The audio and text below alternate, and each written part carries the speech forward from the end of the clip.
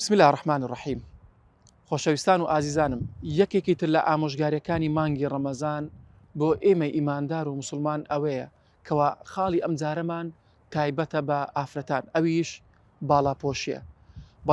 باڵاپۆشی و لە چک لەسەرکردن و دووربوون لە کردەوەی شەیتان و هەروە دوورکەوتنەوە لە سفووری و ئەم خاڵەکەوە زۆر جار دەبینین. ئێمە تەنانەت لە مانگی ڕەمەزان زۆر ئافرەت دەبینین کەوا خۆیان داپۆشیوە، بەڵام لە دوای مانگی ڕەمەزان خۆیان داناپۆشن، بەڵکو و چەفیەکانیان فرێ دەدەن، لەچکەکانیان فرێ دەدەن.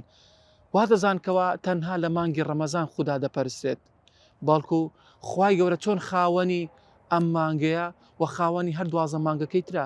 خوای گەورە خاوەنی زەوی و ئاسمانە.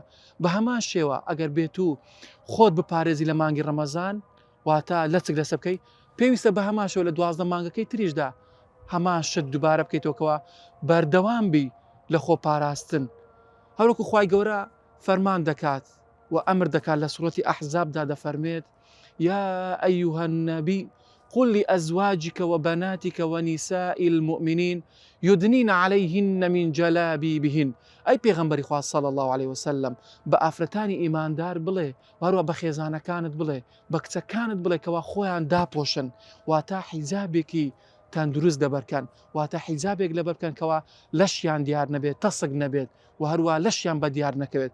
بۆیە پێویستە ئێمە ئەو ئافرەتانێک کەوا خۆیان دادەپۆشن لە مانگەدا پێویستە شانازی پێ بکەن لە دوای ڕەمەزانیش بە هەمان شێوە خۆیان داپۆشن بەردەوامن، چونکە باشترین کردەوە کە ئەوەیە کە تۆ لەسەری بەردەوام بیت، تەنها نەک تەنها لە مانگی ڕەمەزان تەنها یەک مانگ لەچک لەسەر بکەیت، بەڵکو پێویستە لە هەر 11 مانگی تریشدا خۆت داپۆشی و هەروەها ئەمرەکانی خوای گەورە جێبەجێ بکەیت، چونکە هەڕەشەی زۆر لەسەر ئەو کەسانێکەوە خۆیان داناپۆشن و هەروە بۆنی باشیش ناکەن یاخود ناستنە ناو بەهەشتیش.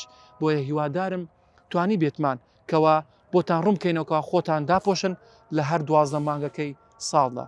ئەسەلامو عەلەیکوم وەڕەحمەتوڵڵاهی وەبەڕەکاتوه.